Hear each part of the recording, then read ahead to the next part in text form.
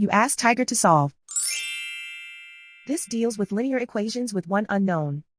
The final result is x equals -7/11. Let's solve it step by step. Simplify the expression. Simplify the arithmetic.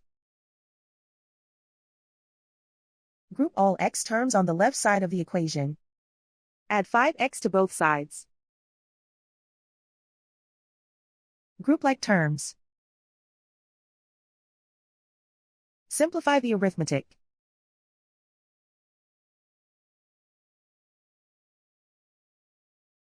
Group all constants on the right side of the equation. Subtract 7 from both sides.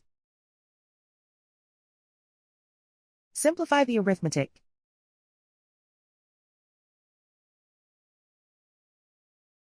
Isolate the x. Divide both sides by 11. Simplify the fraction.